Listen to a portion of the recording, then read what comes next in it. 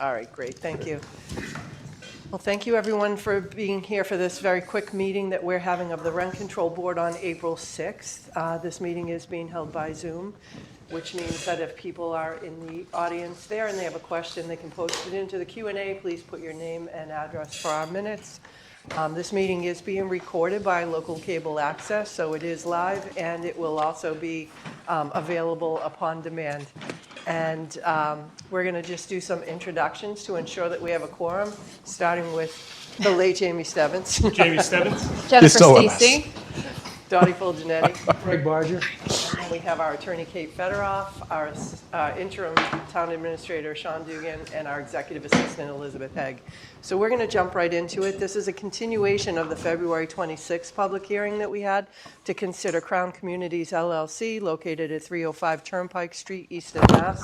Request for approval to proceed with eviction proceedings for the following properties. 305 Turnpike Street, Unit 26 for Shah Khan, Unit 28 for Jihad Khan, Unit 39 for Gene Graham, Unit 176 for Randall Davis, his estate, and Unit 230 for Tammy Krager via Andriana Wells. So we do have Attorney Jay Creed. Here tonight representing Crown. And Kate will help us, Kate Federoff will help us. So when we had people here the last time, we went through a number, there was about 34 people on the list where there was a discrepancy on paying rent. The people that were here, most of them except for these 5 were able to resolve it that night. These 5 had made commitments that they were going to resolve it and haven't. They've had a month to do so. It's important that people note this is not something that happens out of the blue, and it's not something that we enjoy as the Rent Control Board or that the park owners enjoy. But sometimes this does happen. There are numerous opportunities in this process for people to get in touch and make up the difference on this. So it's not this one meeting. This board votes to issue certificates of eviction so that the park owner can take those to land court to try to resolve it that way. So it's not our first step or our first option. We try very hard to resolve these, both the town and the park owners and the attorneys. And you know, to have 5 of them that are unresolved is probably, as bad as it seems, it's probably pretty good out of the number of the list that we had to start with. So have I missed anything on that? Do you want to add anything? I don't think so. It just wouldn't be land court. It'll be the housing court. I'm sorry. But that's okay. Court. Okay. Kate, anything I should be thinking of? No, that was a fair summary. Okay, great. Well, then if that's the case, there's nobody here that's on this list tonight that I read. So, Craig, if you want to make a motion? So the motion will be to proceed with eviction certificates? Is Yeah. that what it is? Yeah, to issue the certificates of eviction for the following properties, and then you can list them. The following properties would be Sean Khan at 305 Turnpike Street, Units 26. Shahad Khan at 305 Turnpike Street, Unit 28. Gene Graham at 305 Turnpike Street, Unit 39. Randall Davis's estate at 305 Turnpike Street, Unit 176. And Tammy Krager via Andrea Wells at 305 Turnpike Street, Unit 230. Second. So that's Badra and Stacy, all in favor? And that's unanimous. Do we need to do a roll call vote for that, or? No, because No. we're in open Okay. session. Okay, great. Just a point of clarification. I think the information you have on outstanding rent is through December 31st. Through April 30th, that number for each of these would be $4,278. Okay, So I can do it either way, but I'd prefer that the certificate of eviction, if it's possible for you to do it, reflect what's owed through April 30th. okay, is that? And $4,278 $278. for each of they're all the same. They're all the same. Okay. So that can be reflected in the certificate itself. So if you want to make a motion to accept that outstanding balance for each of the named tenants, that would be So I move to accept the $4,278. Craig, before you do that, I have one quick question. Yeah. We had, there was one of the, so you've received no payments from any None. of these parties. What about that night that I see members on here that there were some funds made available that night that I paid to the, Was that, All of Krieger? these were from that night. yes, then there would be so a. that amount should be reduced. That amount will be reduced, yes. In fact, let's, So do you have a running tally of them? that I don't, Angie was supposed to be, She's on. is she? Yeah. Angie can give you the update, I think, on that.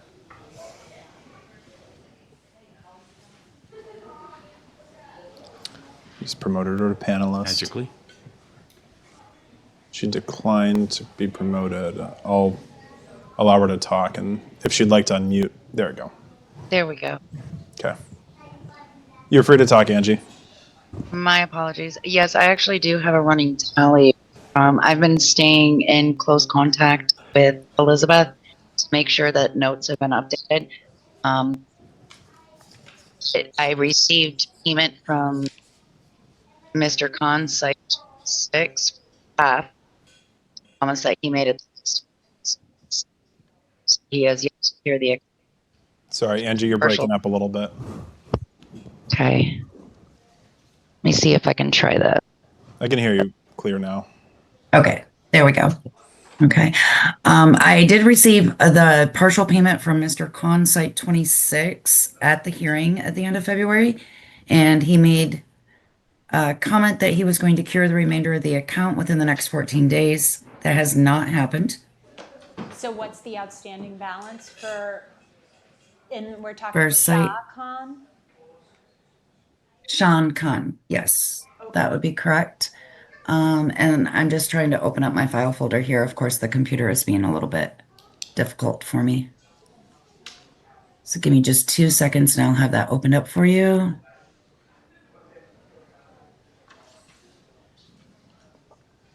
Okay, there we go. Site 26. This is through the end of April. He did pay $2,124. So his current balance through the remainder of this month is $2,184. Okay, and Jihad Khan? I have not received any payment. He attested at the last hearing that he was applying for the RAFT program. He did provide me with evidence of his application being submitted and ultimately denied through RAFT. He is not eligible for the program, and he has not made a payment. So his outstanding balance is 4278.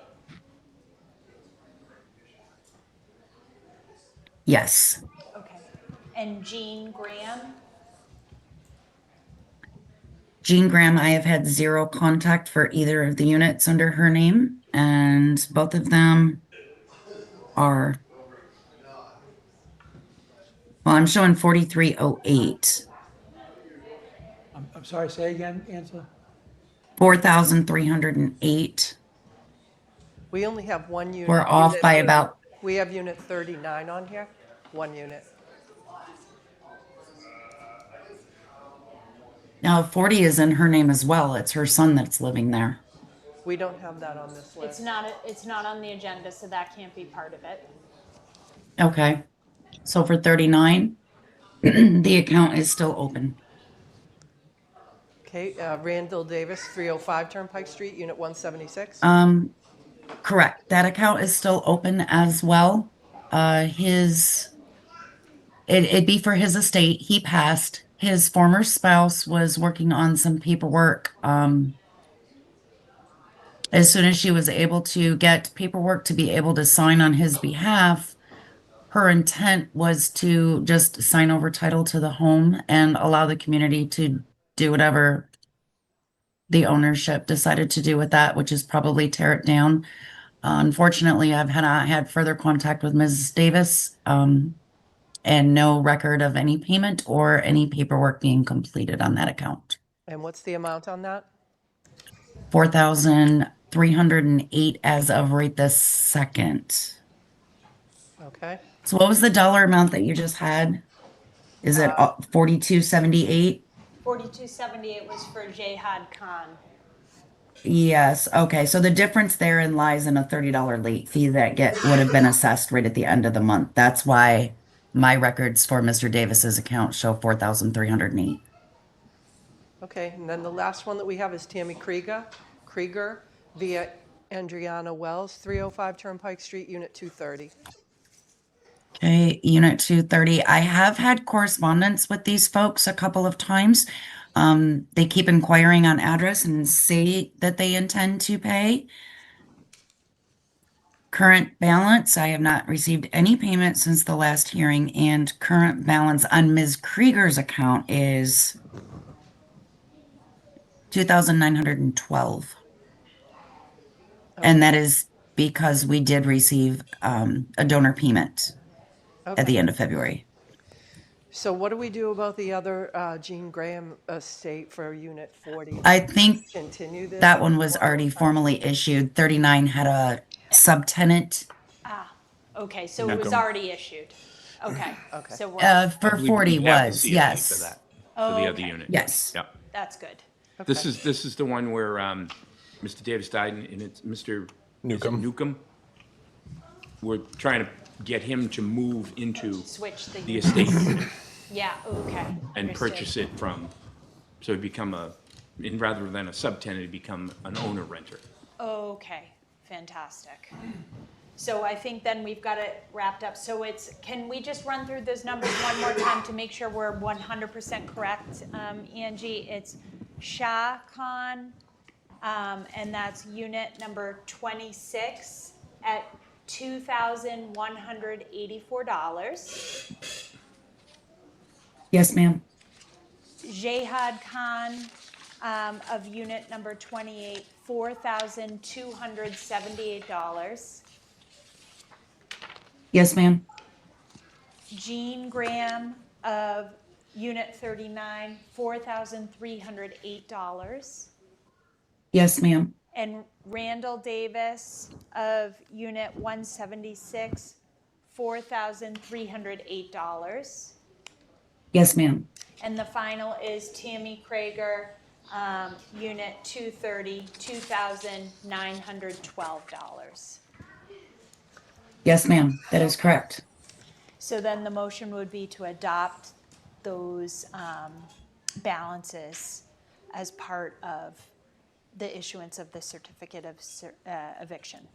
Okay, so we move to adopt the amounts indicated by Ms. Toth for the purpose of the eviction certification. Second. So that's Bodger and Stacy, all in favor? Unanimous. Thank you. Excellent. All right. Thank you, folks. Sorry Thank for you the very much. confusion on the numbers. Nope, no problem. And Straight thank Ps you and for math. being here, Angie. We appreciate it. Yeah, apologies for the delay getting logged in. One more quick thing on this is the acceptance of minutes dated February 26, 2026. Vote to close the hearing. Here, so go ahead, I wasn't here. Yeah, so move Stebbins. Second. Stacy. That's Stebbins and Stacy, all in favor? And one last thing, Dottie, could you Unanimous. move to close the hearing? Yes. Okay. And a motion to close the hearing. So moved, Barger. Second. That's Bodger and Stacy, all in favor? Unanimous. Terrific. All right. Thank you, Kate. Thank you, guys. Thanks, Kate. Have a great night. Thank you, folks. Thanks. Thank you. Looks like you've got a fun agenda coming up. It's a long one. All right, so we are going to start over again. Welcome to the Select Board meeting of April 6th. Please join us in the Pledge of Allegiance. I pledge allegiance to the flag of the United States of America and To the republic for which it stands, one nation, under God, indivisible, with liberty and justice for all. Just need a moment to get situated. for joining us tonight. This meeting is, again, it's on Zoom, and if anyone from the public wants to make a comment or question, please put it in the Q&A. Remember to include your name and address for the minutes. This meeting is being recorded. It's broadcast live on local cable access, and it'll be available upon demand also for you to watch again. And we're going to ask each member to introduce themselves to ensure that we have a quorum. Jamie Stebbins. I'm Jennifer Stacy. Craig Barger. And we have our interim town administrator, Sean Dugan, our finance director, Wendy Nightingale, and our executive assistant, Elizabeth Hegg. So we're going to jump right into the first item on the agenda, which is recognition of the Easton Police Department for recent extraordinary calls for service and achieving reaccreditation through the Mass Police Accreditation Commission. Chief, if you want to come up. And Sean, if you want to do an intro. Sure. While Chief Boone is joining us, he is here tonight to present the police department employees to the select board for recognition of recent extraordinary acts of public service that resulted in life-saving outcomes. The officers and supervisors that you'll see tonight will be recognized for several critical incidents between November 2024 and February 2026, including emergency responses to unresponsive individuals, cardiac arrest, and an incident of a child choking. In these cases, officers, maybe I should just wait a second.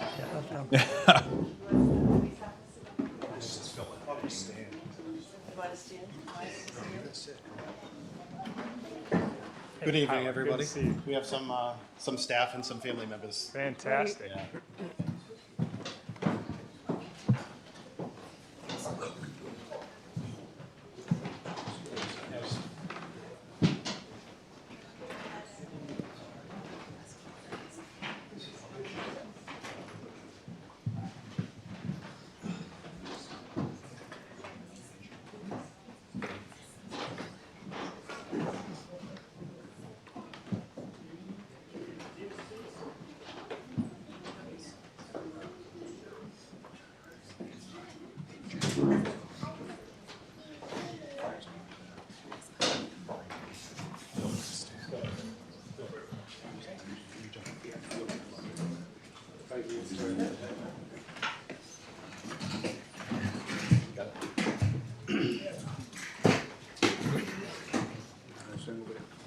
How are you? Good to see you. I think this might be our biggest family gathering yet. Yeah, yeah. It's impressive. Okay. Thank you to everybody for being here tonight. Yeah. It's great. Welcome. Yeah, so this is Chief Boone is with us tonight to introduce a number of employees and supervisors that have been involved in a number of critically important incidents over a period of time between about November 2024 and February 2026. A couple of these incidents include unresponsive individuals, cardiac arrest, and even an incident of a child choking. In these cases, officers acted decisively, performing emergency life-saving techniques that directly contributed to patients regaining consciousness, stabilizing, or surviving until advanced medical support was provided. So Chief Boone is with us tonight, who will present these individuals name by name, and then we also have some recognition from the Select Board as well. Excellent. Thank you, everyone, for having us, and thank you for everyone in attendance. I like to see a good turnout, and I really like when we get to celebrate these good things. So I'm going to start off with accreditation, just a little out of order here. Sure. Our accreditation journey began about 25 years ago when then Deputy Chief Alan Kraychek began the certification process. We became a certified agency in 2006. We became accredited in 2010, and at that time we were the 35th agency to be accredited. Since that time, there's now 119, so 84 have followed our path, and it speaks volumes about the leadership that the town and the department had 25 years ago to start carving that path. Just a little about accreditation. It's best practice policies and standards. We have to comply with 274 mandatory standards and 66 optional. I was the accreditation manager many years ago, so I know the work that goes into it. And I'd like to first off recognize Sergeant Franny and Officer John Patterson for leading the charge, so to speak. There's a lot that goes on to this behind the scenes. It's not glamorous work, I promise you. And it's all done, with other responsibilities these officers have. So I can't thank them enough. It's something that's going to be with us. It helped prepare us for police reform. We were really ahead of the curve. And again, I'd just like to thank them. And I know we have our plaque here somewhere, so we could bring them up. I know she's here with her family, and I'd like to thank them. Do we want to do a picture now? I just didn't know. Okay. Come on up along. Take a photo with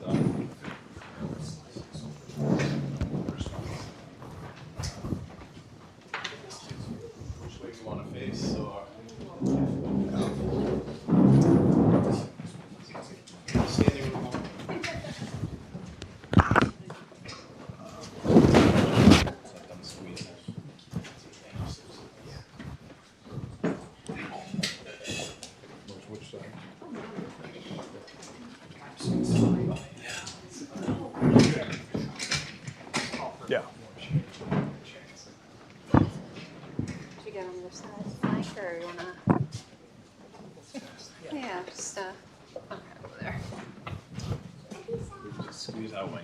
Get in, get in. Who else is in this picture? You'll be the end, yeah. Just if we can squeeze it.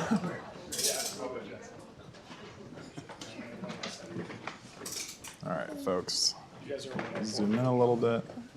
Okay, one.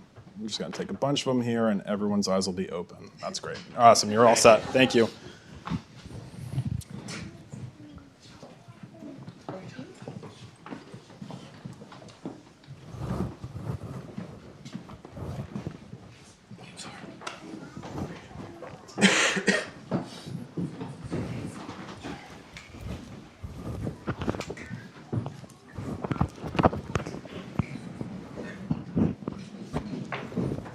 So Chief, I would want to say congratulations. That's such a big accomplishment. I feel like when we talk about this every year, Yeah. you know, it's routine now, but like you said, this is a very hard accreditation, and even to keep up with the accreditation every year means that the people that are managing this are doing a great job. The whole police force being involved in this to ensure that we are meeting those benchmarks. And for you for leading it, you and Deputy Chief Adams, we really appreciate this, and it makes us proud or prouder of our force for being able to achieve this very important milestone. Thank you. Yeah, and I'm going to speak a little bit for all of us, but we couldn't be more proud of this department. And thank you for so many of you being here tonight, because you guys truly are at the tip of the spear in terms of community outreach and the trust that our community has in what you do every day, in putting yourselves in harm's way, working long hours as we continue to work through our budget issues and our structural revenue issues. So thank you, because you don't hear it enough, and I'm really glad that we're here with so many family members so you can publicly hear it and hear it from us. The thanks that we provide when you're not in this room as well. So thank you all for being here tonight. Fantastic. And I couldn't say it better, honestly. You said it perfectly. Thank you for all you've done for the community. It's a challenging time right now, and hearing of these stories of exemplary service are just incredible, even under extreme pressure.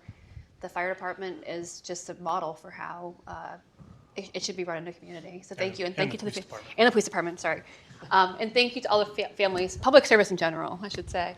Thank you to all the families, because we know that you bear the brunt of the long nights and the worrying by the phone and everything else. It's just truly appreciated. Congratulations, Chief. Phil, I don't think we've had this many people in this room in a long time. It's very exciting to have people here celebrating our police department. I see a lot of friendly faces among the officers, and we really appreciate the work that you've been doing for, what was it, 25 years now? Yeah. That's terrific. That's terrific. So congratulations to you and Phil, and to all the officers that are here, and to the families. Thank you. So I'm going to get into a series of incidents. I'll summarize them briefly. I'm trying to get my I know husband there's right now. a lot of people squeezed in here. I'm so sorry. Again, these are because just some it's a extraordinary events that have happened I'm in really gonna the call last his 18 cell right months in now. the I just stepped out of department. the meeting. And The first being in over there. November of If he's there, I'll call my mother. 2024, And see if where she can come over and Sergeant grab her. Christopher So sorry about LeCount, this. Officers Matthew Okay. Dude and Tiffany Hammond responded to residents on Washington Street following a 911 call that a male party had collapsed. Upon their arrival, they found that the male had no pulse and was not breathing. They immediately provided CPR and utilized the automated defibrillator that we have in all of our police cruisers, which did issue a shock, and he regained consciousness. So he was subsequently brought to BMC South in stable condition because of these life-saving measures. So I thank them and commend them for a job well done.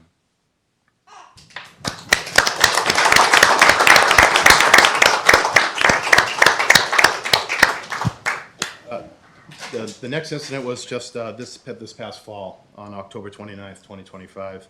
Officer Matt Badu responded to 447 Turnpike Street, for those that better know it as the old Linda's Pizza, for a report of a person not breathing. And that was the only information that was put over the radio.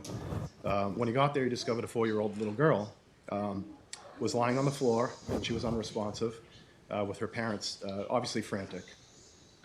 He immediately took action and performed some back thrusts that he's trained to do, and immediately and successfully dislodged some food that had been obstructing her airway. She regained consciousness, and she was transported just for evaluation, but she survives due to his life-saving measures. So I commend him. It's unbelievable.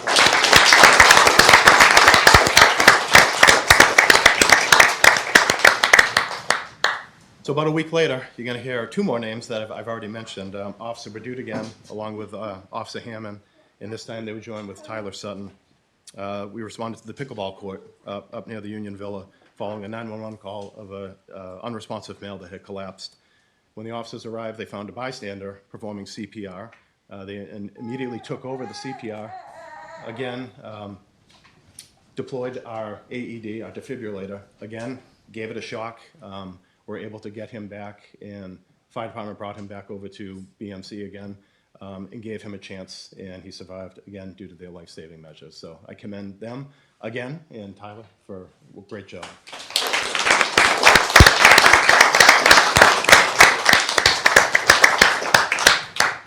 So this next incident had some fanfare in the media that I know everyone's familiar with, but we have some extra guests here that I'm excited to have. So on February 27th, Officer Dean Soucy was the first responding officer to a crash on Turnpike Street.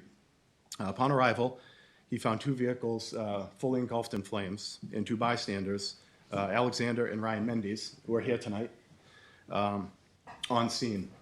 Alex and Ryan immediately told Officer Soucy that there was an operator trapped in the vehicle. All three rushed. Officer Soucy broke the driver's side window, and with the help of Alex and Ryan, they pulled him out of the car and saved his life. And I'm very excited to know that the operator, Frank Leverone, who has survived, and he's here tonight with us.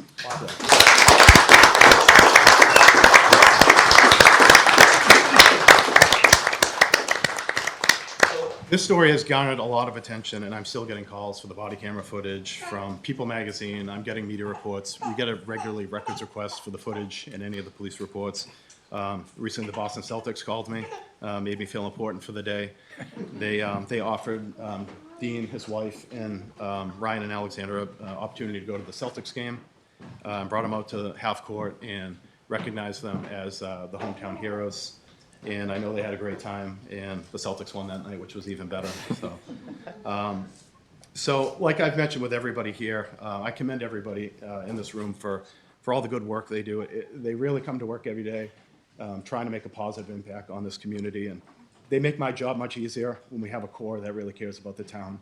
And we all know the staffing issues in town and what our needs are as a department, but they come to work every day, and they come ready to help. So thank you. As chief, thank you.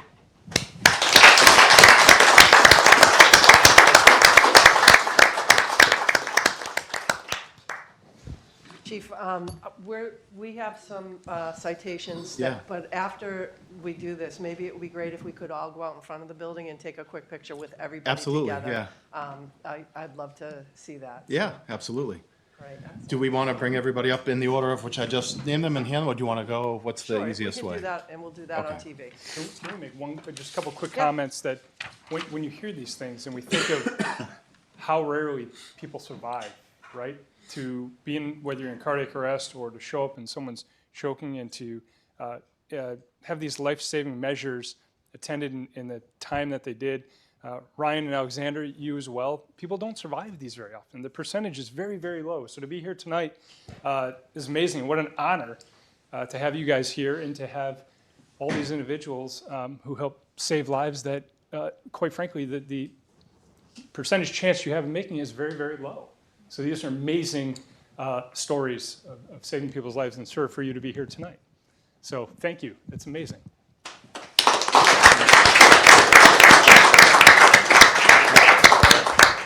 So I'll go in the order in which we discussed these, but Sergeant LeCount, Officer Badu, and Hammond, do you guys want to come up?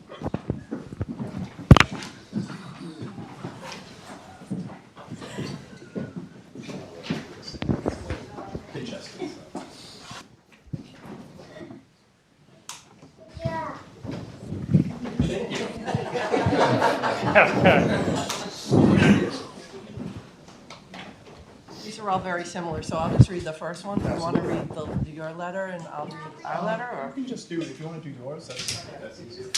Sure.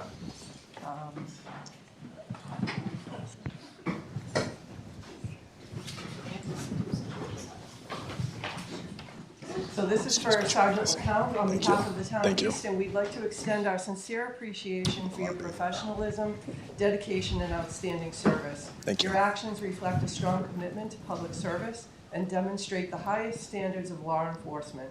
Through your responsiveness, sound judgment, and willingness to go above and beyond in the performance of your duties, you've made meaningful and positive impact on the members of our community. The Select Board is deeply grateful for the important work performed by the Easton Police Department each day, and we recognize that officers like you play a critical role in maintaining public safety, fostering trust between the police department and our community. Your efforts do not go unnoticed and are truly valued. Please accept this letter as an expression of our thanks and appreciation for your exemplary service and continued dedication to the Town of Easton. Signed, me as Chair of the Select Board, and Sean Dugan. So, thank you so much.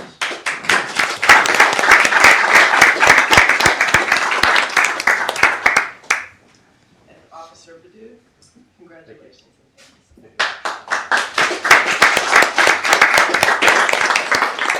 Tiffany?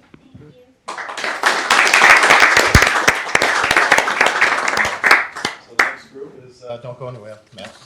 So we've got Officer Badoo for, it is October 29th. That's all.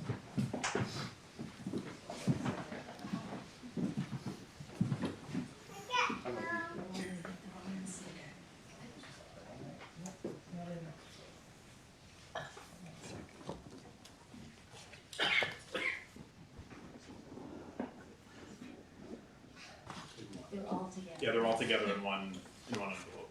Oh, okay. So, Oh.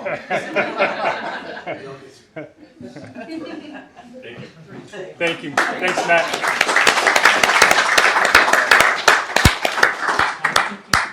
Tyler, Officer Sutton.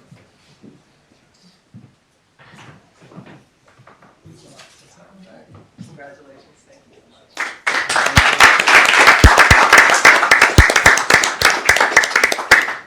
And then we've got Officer Susie. And I don't know if we can try to get Ryan and Alex and Frank, if you can find your way up here, we'll try to get a picture here with us.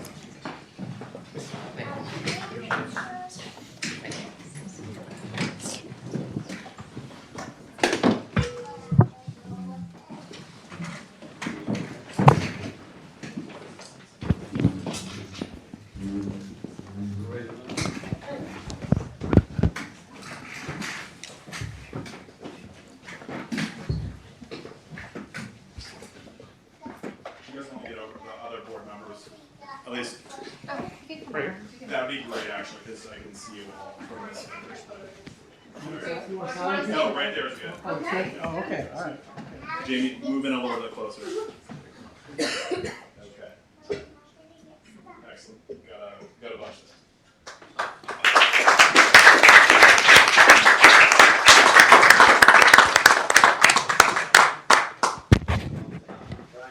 I think Frank's son, did you want to say something, or did you want to? Yeah, I would like to, This doesn't amplify, it just gets it on local cable. I would like to present, I already presented Officer Sushi with his reward. I'd like to give each one of the brothers theirs.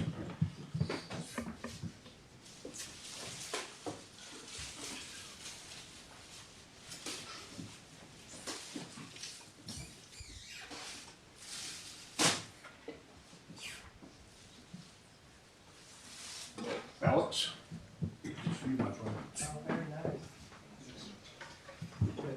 Thank you. Brian? This one's for you. Thank you, guys.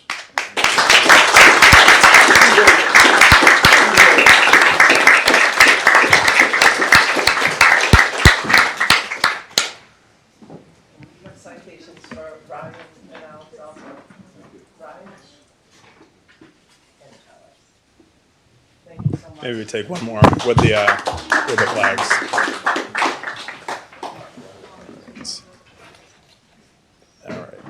Excellent. Okay, got it. Thank you.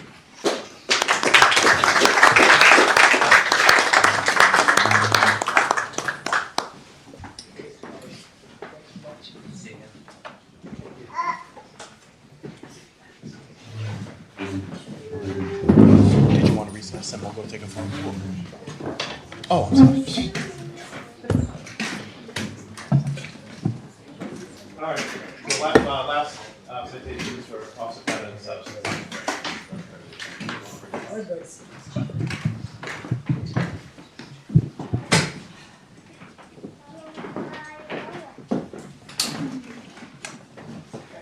Thank you. Congratulations. Thank you so much.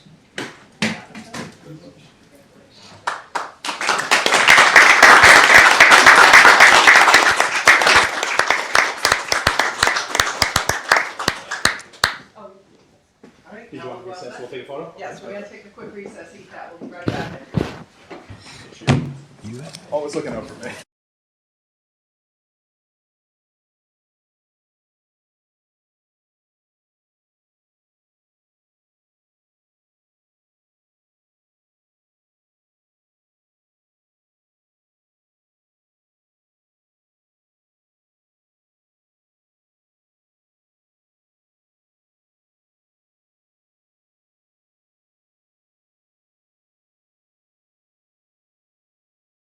Two for the Fair Housing Month proclamation and presentation, and then we'll get to you, Frank, right afterwards for the pouring license. So I just want people to know that that April is Fair Housing Month, and we have a proclamation recognizing the observance in Easton. It's included in our packet. The proclamation commemorates the anniversary of the Federal Fair Housing Act of 1968, and it reaffirms the town's commitment to ensuring equal access to safe, stable, and affordable housing free from discrimination. Also in our packet is a memo that highlights some of Easton's ongoing efforts to promote fair and equitable housing through responsible planning and zoning initiatives, compliance with state housing laws, as well as resources and partnerships with the Health and Community Services Department that support diverse housing options for residents of various incomes, ages, and backgrounds. We did receive a letter from a student last month, and I was amazed. Nate, if you want to come up.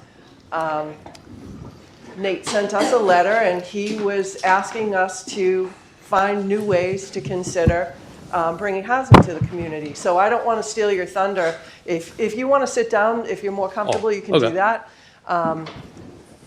If you want to tell us about your letter or read the letter, we don't often get a lot of letters just in general, but this one really stood out, and just an amazing job. Would love to know a little bit about you, where you go to school, and what prompted you to write the letter as well. Thank you so much. Firstly, I'd like to thank everyone for allowing me to participate in today's meeting. I know you guys, have probably a lot more important topics to discuss, and I just want to just really thank you guys. I'm very honored to be speaking among you all today. And to introduce myself, my name is Nathan Adam.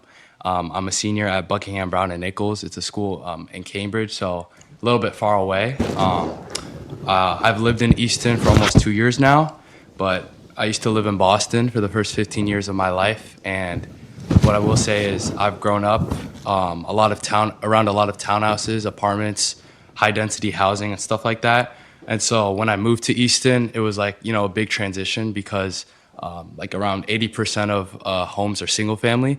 So it was definitely really different. And so in my AP Human Geo class, when my teacher, Mr. Vasquez, introduced us to a project where we write a letter to our town hall about an issue, I thought, affordable housing was really important to address. And also, how urban sprawl also contributes to the issue. So should I read the letter? Sure. Okay. Dear Select Board Council members, I am Nathan Adam, a high school student writing to you about the issue of affordable housing in Easton, Massachusetts. Easton has historically been comprised of single-family homes, approximately 79%. While the town has made efforts to reduce this number, there is still significant need to address the issue of housing justice. Many seniors, young families, and workers are unable to afford the steep costs of single-family homes, leading to housing insecurity and a lack of financially viable options.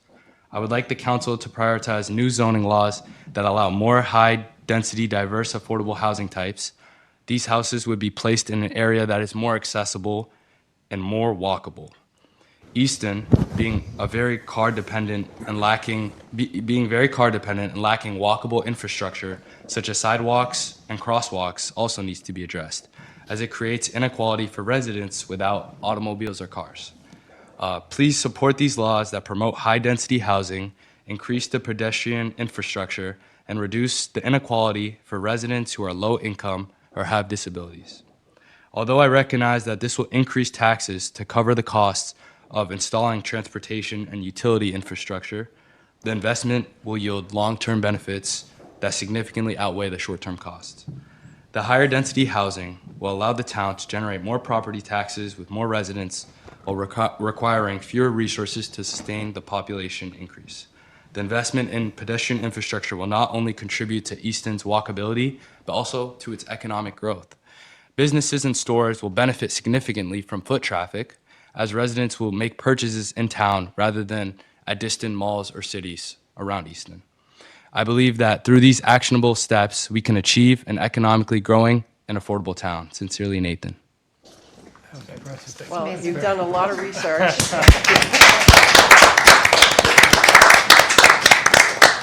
You really get the idea about the density. It helps with climate, it helps with urban sprawl, and it is more cost effective. And oddly enough, that's the way it was back in the olden days with the villages. You can see in the downtown Northeast and the very small lots and the houses very close together. So that's the way communities used to plan back in the olden days.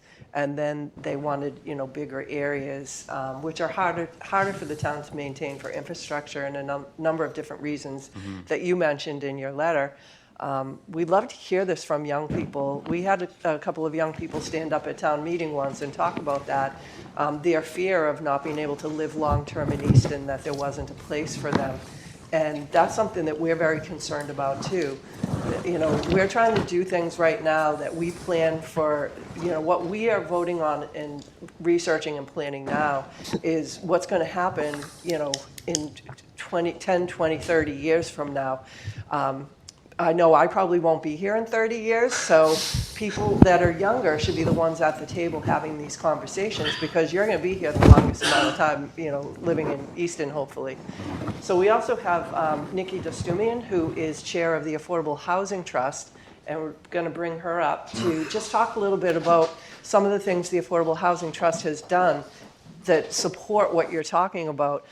We can always do more, and we will do more, and we do more, but I think it's important to understand that this is a welcoming community and that we really do care about housing, and that's why your letter was just so great. And also, Jen Stacy serves on the Affordable Housing Trust, so she's the Select Board's advocate for everything for housing and affordable housing particularly. So Nikki. Awesome, thank you.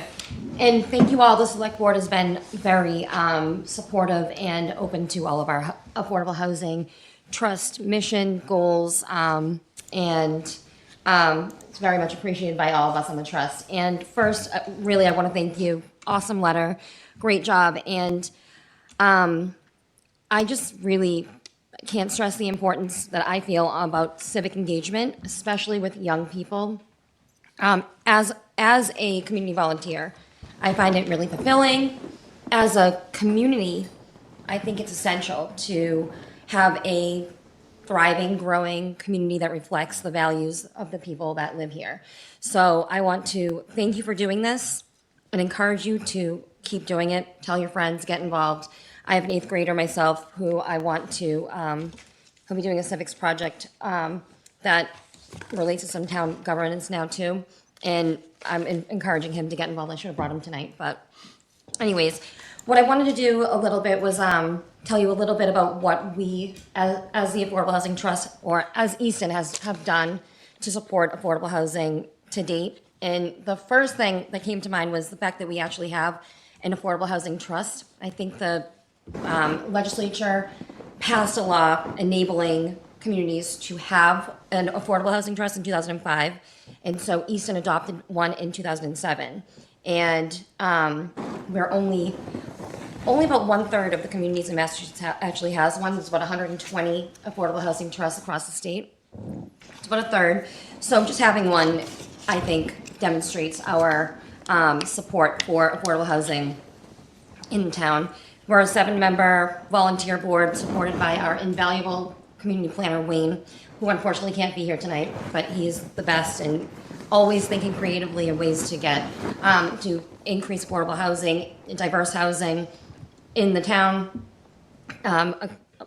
finding grants to apply for. And we're charged with assisting in the acquisition and creation of affordable housing units.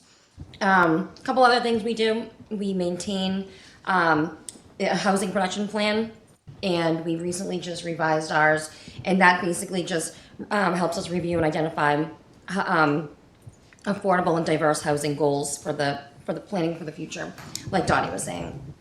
As I was talking to you a little while ago, we also are in compliance with the MBTA Communities Act, which is something that I have the intent of the act. I saw a lot of those goals reflected in your letter regarding becoming a less car-reliant community with an emphasis on high density and more affordable, diverse housing. And just a quick summary of some of the projects we've our current and recent projects. Most exciting, almost complete right now, 26 Quanticut Ave. This started in January 2020, where the select board approved the trust acquisition of a vacant property from the housing authority. We transferred it to Habitat for Humanity, and we made the trust. We made a $30,000 grant to support the development of the house, and the house is almost fully completed. A family selected. Drive down Quanticut Ave, you can see the sign right in the front. It's awesome. The next project in the works is 10 Morse Road. Same similar story. December 2019, the select board actually exercised its first right of refusal on a parcel that was coming out of Chapter 61A. Affordable Housing Trust was able to purchase it with our funding. Made another $30,000 grant to Habitat for Humanity, and they will be anticipating breaking ground, I think, fall 2026, so this fall coming up. And that's on a 2-family. In the recent past, 300 Foundry, this was started in 2016. We did long story short, I'll save you all the details. I can provide you, if you're interested, the whole story. But the Affordable Housing Trust with BAMSI was able to build an 8-bedroom affordable housing site for individuals with acquired brain injury. That was in July 2022. During COVID, the Affordable Housing Trust was able to provide $250,000 in emergency rental assistance grants that supported 35 families, households during the COVID lockdown. And I'm sorry, I shouldn't have had my mint before. I came up here, I'm trying to get rid of it. And like I was saying, thanks to Wayne, the trust has secured more than $2.5 million in infrastructure grants that go directly towards supporting housing growth. So we're doing great things. We could do greater things, and we hope to continue that. And I would love to invite you to come to our next meeting. I'll make sure you're on the email when we send out our next meeting. But stressing overall, that was great to read your email. You put a lot of thought into it, and we definitely need people like you to pay attention, get involved, and share your great ideas with us. Thank you so much. Thank you. Awesome. Thank you, Nathan. And Jen, did you have anything about that? Yeah, I have to say, so I went to school of planning, or the social policy side as opposed to the design side. Your letter was so articulate, and your grasp of the problem is like on level with like an early master's student. So like, keep up that energy, keep up that passion. If you want to trade some like information on books, I'd be happy to give you some great topics and stuff. It's just awesome, inspiring stories out there. And you just have that fire in you. So like I said, just don't lose that because it's really, really important. and as Nikki says, we've made great strides, and we have a long way to go. And this problem only gets more and more challenging. The gap keeps widening because of inflation, because of all kinds of economic factors that are making it harder and harder for people to live in affordable situations. And your generation is in particular going to be majorly affected by that as you go to buy homes and whatnot. So, keep up that advocacy role and keep on fighting misinformation and disinformation out there to the best degree you can. There's so many sometimes awful things that are said about affordable housing and apartments, and it's really disheartening because it's not accurate. But people will take these lies and run with them. So that's why it's important to, stand up against that and fight it with facts. And I know that's really hard right now in current times, but just really impressed, Nathan. So, awesome job. And I also want to thank Nikki for amazing leadership on the Affordable Housing Trust. You have been, how many years now? I'm not sure. It's been a long time. And you do just a fantastic job leading us and guiding with Wayne. The two of you together are just a fantastic team. And thank you to the trust as well, who does just incredible work. Like I said, we have a hard task ahead, and we're chipping away, making an impact, and it's just keeps on more and more opportunity. That's how we got to look at it. Right back to you guys too. Yes. It takes a partnership and lots of players. So. And Nathan, the most important thing that you and your peers can do is make sure you're registered to vote and make sure you vote, because these things happen at town meeting when people vote about zoning changes. And zoning changes are sometimes the hardest thing to change. It requires a 2/3 vote at town meeting to change them. So we need people that care about these things to be there and show up. It's twice a year, so it's not a heavy lift. It's the third week in May. I think it's May 18th The third month. this year. And then we have another one in the fall timeframe. But these things are well publicized, and make sure that your peers are also interested in these things. And then you can also sign up to do things together, like Habitat. When they are building these houses, they have sign-ups. So you and your friends could, a bunch of you get together and do it. It's a lot of fun, a lot of work. I did it myself once, and it was very, very fulfilling. It was enjoyable. Awesome. I would just say 2 of us here tonight are neighbors to where the next 2 homes are going, and couldn't be more excited to have folks especially be able to participate in the building of their future home that in a community that maybe otherwise wasn't available to them. So Nikki, again, thank you. And Nathan, when you mentioned where you are on our priority list for the agenda is very high. Yeah. So thank you for being here, and you are a fantastic advocate for, especially, what, you're a senior? I'm a senior. In high school? Yeah. Just so everyone crazy. knows. As I know, it's He's in high mind-blowing. school. So Yeah. Thank you. Are you even old enough to vote yet? No. Not yet? In June. In June, all right. Okay, so we'll see you at special town meeting in November. That's awesome. Thank you guys. So this will be recorded on local cable, and they have a YouTube channel, Easton Community Access Television, ECAT. And then you can show your teacher this video, and you should get a really good grade. This teacher is from Easton.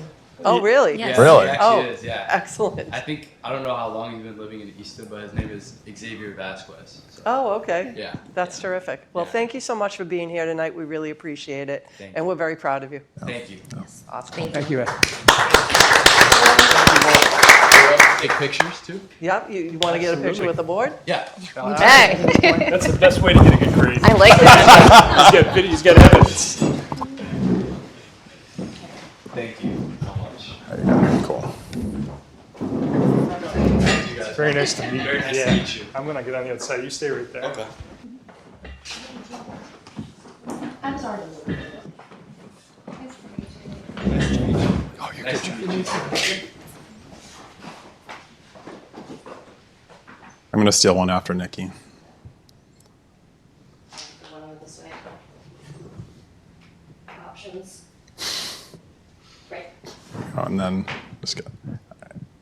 I took $1 million. All right, thank you. Thank you so much. I didn't know. Oh, okay. Yeah, would you like mine? Yeah. Thank you, Dave. Thank you so much. Nice to meet you. Thank you again. Thanks for being here. Nice to meet you. Yeah. Yes. You went to Shady? Really? Wow. That's actually a good city. Really? You went to Nobles too? Wow. You graduated from Nobles? You like it there? Yeah. It's good to meet you. So impressive. All right, next we are going to have a public hearing. Oh, I'm sorry, yes, read the proclamation first, I forgot about that, and then we will go right to the public hearing. Thank you, Craig. The Fair Housing Month proclamation for April of 2026. Whereas April marks the anniversary of the passage of the Federal Fair Housing Act of 1968, landmark legislation that prohibits discrimination in housing and affirms the right of all people to obtain housing free from discrimination. And whereas the Fair Housing Act and subsequent federal and Massachusetts laws protect individuals and families from discrimination in housing based on race, color, religion, national origin, sex, disability, familial status, sexual orientation, gender identity, marital status, age, ancestry, veteran status, and other protected characteristics. Whereas the Town of Easton recognizes that access to safe, stable, and affordable housing is fundamental to the health, stability, and economic vitality of our community. And whereas the Town of Easton demonstrates its commitment to fair and equitable housing opportunities through responsible planning, housing policies, and partnerships that encourage the creation and preservation of affordable housing for residents of all incomes, ages, and backgrounds. And whereas Easton has worked in partnership with nonprofit housing organizations, developers, housing authorities, and regional agencies to support affordable housing developments that provide safe, quality housing options for working families, seniors, young professionals, and individuals seeking to remain in the community while maintaining the character and quality of life of the community.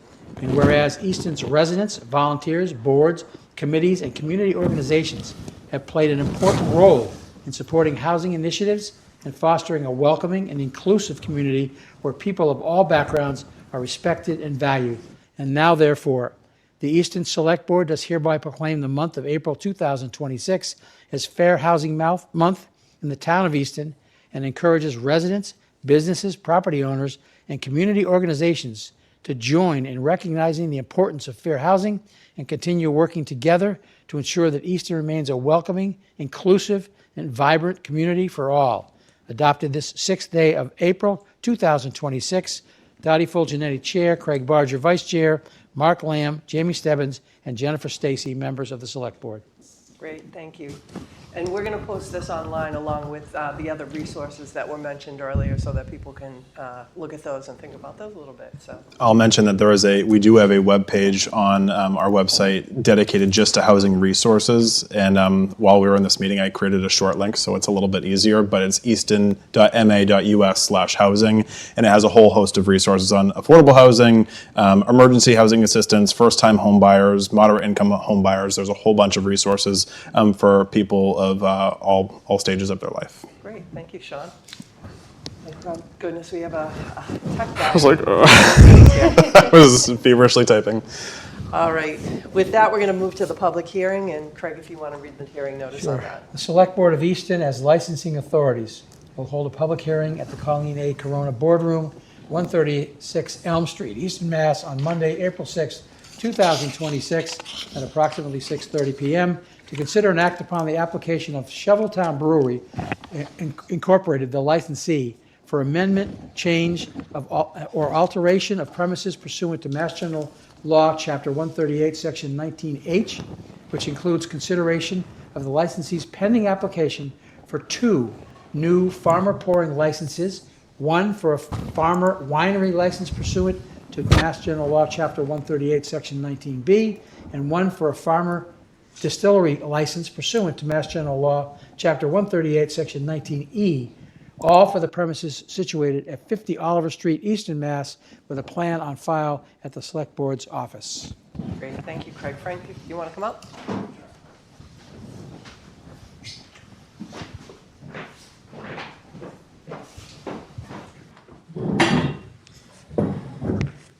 Good evening. Good evening.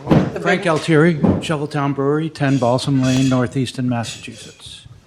We're here tonight to ask for a farmer's brewery pouring license for wine and a farmer's brewing pouring license for distilled spirits That brings us in line with our other business in Foxborough, where we already have those licenses, and we've had those licenses for about 3 years now. And again, I think we want to say that it just offers us the opportunity to be more competitive in our market and also offer our customers some variety and some new opportunities to enjoy craft beverages in Easton. I want to make sure that everyone's aware that we're not doing this to be irresponsible with alcohol. We're very responsible. In both locations over the years, we have not had a single incident, nor have we had any violations associated with our liquor license from either the local authorities or from the Massachusetts authorities. We're very responsible, and we're very cognizant of what goes on in our buildings, and we make sure that we are on top of things. We do not promote drinking in excess, and in fact, we are heavily against that, and we want to make sure that people come to our establishment, enjoy themselves while they're there without any disruptions of their pleasure. We get a lot of families that come in. We're basically a restaurant, but we serve beer, wine, and alcohol. Or in Foxborough, in Easton right now, we only serve our beer. We manufacture our beer right here in Easton, and between the two businesses, we employ over 50 people. So we've commit to the community quite a bit. We always try to give back and have opportunities for community involvement and community support. And we get a lot of positive feedback from those organizations, which we do support. Any questions for us? Just thank you, Frank, for being here and for being, just as you said, not just a establishment and proprietor here in town, but all that you do. You're at just about every function I think I go to now in town, and we really appreciate your support and dedication. And I'm excited for this next step. Yeah. Yes, it's awesome to see you expanding. We went over to Station 1 for the first time a couple weeks ago, and it was delicious. And that place was bumping. Like, holy smokes, the crowd at dinner time was nuts. So I wish you could bring more of that food here, because holy smokes, it was really, really good. We're working on that. Okay, So awesome. the menu, we've been working to improve the menu. We primarily have some limitations in that building because of the infrastructure, and that we've talked about here before. But within those confines, and we're working closely with the Board of Health on these things to make sure we stay within the limits of what we do. But we get creative within those limits, and we try to put out a really good product. So everything is continuing to evolve and more positive. With the kitchen staff at Station 1, we've employed them to help us even bring our food up a little bit. So we're trying to get some influence from those guys to help us get a better offering for what we have. And that's why I commend you. Every single staff person I've ever interacted with has been lovely. So at both locations, just you're finding great people and training them well, and it's just a great synergy. So that starts with good management. We have a good management team, and we hope to keep our employees for a long time. Excellent. Most of the guys in the brew house have been there since the beginning, pretty much. Yeah. It's been fun watching it all expand. So we have three motions this evening. One is the alteration, then there's the wine, and then there's distillery. Is the distillery, are you producing any of the liquors, or at this point? Yeah, we do produce those liquors, but manufacturing of distilled spirits includes bottling and mixing, and that's what we would be doing in Easton, primarily mixing and bottling. Not mixing drinks per se, but mixing spirits. So to make like a peppermint spirit or a coffee liqueur or something around that. That's within the confines of manufacturing. That's what we would be doing there. The actual distillation takes place at another location. Okay, thank you. Same with the winery, the same applies for the winery. So I would just also add that you, in addition to being a host or a supplier at a lot of community events, you also work with Langwater Farm to collaborate on, you get some of your hops and things there, do you still? Yeah, so we really enjoy our collaborations with other local businesses, and that's part of our tenet. We try to work with other local businesses wherever we can. In many different ways, working with Langwater Farm, working with the Farmer's Daughter, or working with McGuire's, or any of those restaurants. We love to collaborate together, and we think that working together with other small businesses helps us all in the long run. And I think we can take it for granted that we have, we see Frank everywhere, Frank and Jim, and you are just such good stewards to the community. But you also, there's, for people that don't get outside of Easton much, there's a whole culture of these craft brewers that started, a lot of them from their home, like you did. And Jim and you have been very supportive and helpful to them. I bump into them in my travels through my work, and everybody knows you. You have an incredible reputation, but you're also very generous with your time and experience and expertise, especially with some of these other up-and-coming places in other communities. So I don't want that to go unnoticed either. Appreciate that recognition. Yeah.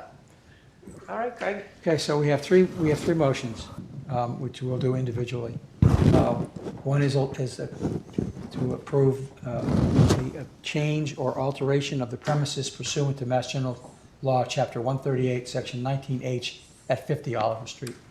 Second. So that's Bodger and Stacy, all in favor? Unanimous. Second one is to approve or support an application for new farmer pouring license, a farmer winery license pursuant to Mass General Law, Chapter 138, Section 19B. Second. Bodger and Stacy, all in favor? Unanimous. And thirdly, motion to approve or to recommend for approval a farmer distillery license pursuant to Mass General Law, Chapter 138S, Section 19E, all for the premises located at 50 Oliver Street in Easton. Second. That's Bodger and Stacy, all in favor? Unanimous. Congratulations and thank you. Thank you so much. Appreciate it. Thanks, Frank. Thanks, Frank. You wanna We'll get submit. Do you need anything? Nothing. We're going to sign some things tonight and submit it to the ABCC. Okay. Did you want to get a picture with us? I'm good. I'm offended. Yeah. First turn down of the night. All right. Well, this has been a fun night so far, so we're going to continue the momentum. Just going to go back to items 3 and 4 of the announcements proclamation so I don't forget. The annual town election is coming up. Information available at www.easton.ma.us/vote. Tuesday, April 28th. From 7 a.m. to 8 p.m. at Oliver Ames High School. Mark your calendars now. The deadline to register to vote is April 17th, 2026. And the deadline to apply for a ballot by mail is April 21st, 2026. So there's more than one way to vote. You can vote in person or you can vote by mail. There's really no excuse to not vote. And these local elections, this will also be the local elections plus the override. The override will draw out a lot of people, but also I want to recognize that even though the local races may not be contested, these candidates have been working really hard for the community, and it's important that you show them that you appreciate what they're doing. You might not agree with 100% of everything that the boards and committees do, but when you look around this community and see what a wonderful place it is to live, it's made up by these people that give so much of their time on the community's behalf. So I'd ask people to really think of that when they're out that day voting. Then we have annual town meeting. Information for that is at www.easton.ma.us/town meeting. And it's Monday, May 18th at 7 p.m. at Oliver Ames High School. The deadline to register to vote to get to that meeting is May 8th. You do need to be a voting member of the community to be able to vote at town meeting. And there'll be a lot of information there, including a vote for the override for police, fire, and DPW as well. So please make sure to put that on your calendar, and we look forward to seeing you there. So next up, we have, let me see. Item Want me to go 6. in the right order, or? Yeah, Okay. 6. Item 6 for junk license renewals. It's Emporium of Retro and Interesting Collectibles at 447 Turnpike Street and South Shore Gold at 559 Foundry Street. Every year we call out that it calls this a junk license, but it's not junk. It could be gold collectibles and other Secondhand goods. secondhand goods, right? Treasures. Treasures. Treasures, exactly. So I'll take a motion for those two. So I move to approve the junk dealer's licenses for Emporium and Retro and Interesting Collectibles and South Shore Junk. Social gold. I'm sorry, South Shore Gold, May 1st to April 30th is the renewal schedule. Second. So that's Bodger and Stacy, all in favor? Unanimous, thank you. Next, we have one-day liquor license for the Women's Ice Hockey Banquet at Stonehill College, 320 Washington Street, April 12th, 12 p.m. to 2 p.m. with a rain date of April 13th. And I don't believe there's a police detail required on that one. Correct. So, Craig? I move to approve the Women's Ice Hockey Banquet, Stonehill College, 320 Washington Street, April 12th, 2026, from 12 p.m. to 2 p.m. with a rain date of April 13th. Second. That's Bodger and Stacy, all in favor? Unanimous. And finally, senior student athlete reception at Stonehill College, 320 Washington Street, April 27, 2026, 5 p.m. to 9 p.m. with a rain date of April 28th. So I move to approve the request for a one-day beer and wine license for the senior student athlete reception at Stonehill College, 320 Main Street, 320 Washington Street, April 27th, 2026, from 5 p.m. to 9 p.m. with a rain date of April 28th. Second. Bodger and Stacy, all in favor? Unanimous. Terrific. Discussion and vote, contract for the Main Street Fire Substation with Wally Computer for networking equipment and services. In your packet tonight is a memo explaining the procurement process for new network and wireless equipment and related services for the fire station on Main Street, the new fire substation. A request for pricing was issued through our technology consultant, and based on this review, Wally Computer Associates was recommended as a vendor with a total project cost of $92,368.28 using an existing state-approved purchasing contract. Joining us tonight is Walter Hartley from PMA to give us a little more information. Terrific. Welcome, Walter. So specific to this contract for fire substation, this is for network access points. This is for network access points, switches, and services related to the network and infrastructure for the fire substation. I think you'll probably see quite a bit of the PMA team and the KBA team over the next few meetings as we continue to purchase these items that are necessary for the fire substation to operate properly and have its network and infrastructure and furniture. Related to that, just so everyone has an update on where the FF&E fixtures, furniture, and equipment and IT budget stands. As part of the budget, $5.56 million was allocated for FF&E and IT. With what we are tracking right now, again, this is only fire substations. Some small procurements have occurred previously, but we have just over $4.6 million remaining. So we're in good shape on the budget, and as we progress, we can give updates on each of those lines and let everyone know where we stand. So right now in good shape. This is only 1/3, and it's probably the smaller third of the buyout of this type of equipment. So we're tracking on the lower end right now, but in good shape otherwise. Terrific. Any questions, comments? Jamie? No, thank you, Walter. Of course. No questions from Getting me? exciting now. Yes, yes. We're rapidly approaching fire substation substantial completion date. It's about a month and a half away. We're working with grid to get the power up. That's the tough piece right now. So Feels like Good it went up otherwise. so fast. it did. It's a small building, but it takes a lot for public construction to go through that process. So Great. Craig? So I move to approve contract for Main Street Fire Substation with Wally Computer, networking equipment and services, total amount of $92,368.28. Second. That's Bodger and Stacy, all in favor? Unanimous. All right, next we have a discussion and vote for contract EFD 2026-05 industrial communications for the fire substation radio equipment. This is a contract for the purchase of radio and communication equipment for the radio tower located also at the fire station on fire substation on Main Street. It's being this purchase will allow us to connect to the existing radio network. This location also will improve quality of the radio system, and Deputy Fire Chief Carroll is here to provide a little more information. Yeah, good evening, everyone. Thank you. So the kind of the northeast side of town has always been known for less than ideal radio reception for us. The project allowed us the opportunity to build up our infrastructure a little bit. The equipment in that contract, like I was saying, was that it's going to add the, excuse me, the equipment is going to go on the tower, which will be installed Monday. It's slated to go or begin Monday, and then all of it will be here by the end of the month. So it's going to improve kind of that northeast side of the town for radio communications, and it'll benefit both police and fire. That's great. Yeah, yeah, we're definitely looking forward to it. Okay. So I move to approve contract EFD 2026-05 industrial communication fire substation radio equipment. Oh, second. Sorry. That's Bodger and Stacy. All in favor? Unanimous. Thank you very Great. much. Thank you so much. Thank you, John. I was like waiting for something else, and I'm just like. Next, we have a discussion and vote for contract DPW 2026-17. This one's with Phoenix Communications, and it's fiber optic cables for the public safety building project. Good evening, Dave Field, Director of Public Works.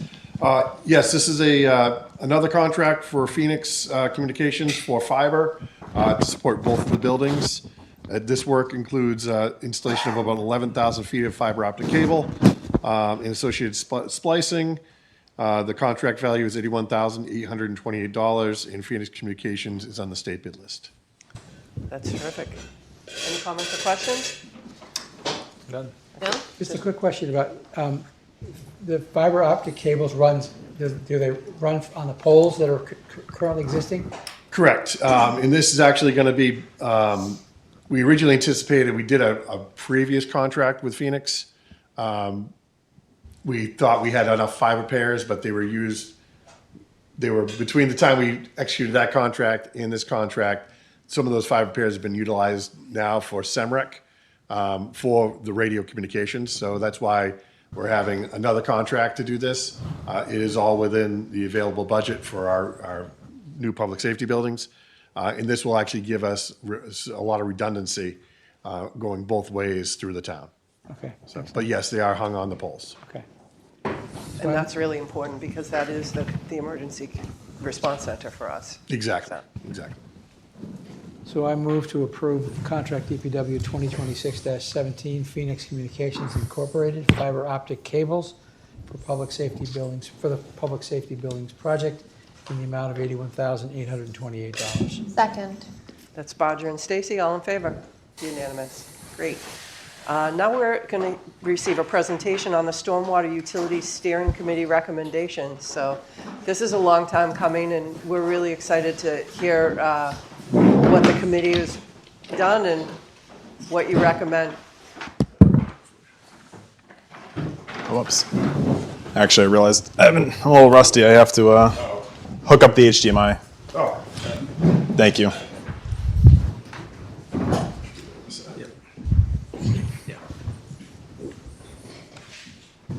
And I just added a new slide.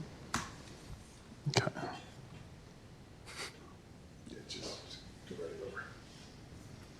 Wonderful. Okay.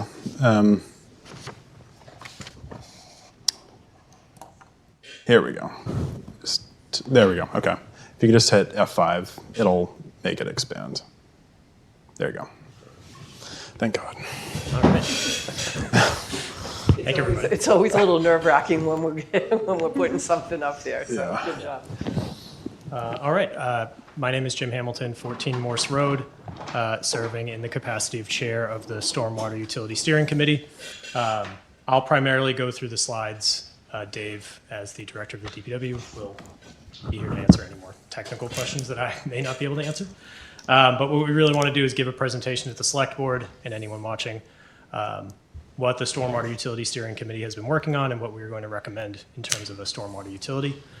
If I'm talking too fast, let me know. In terms of what is stormwater, for people who may not be aware, stormwater is basically what it says: rain, snowfall that comes from the sky, lands on our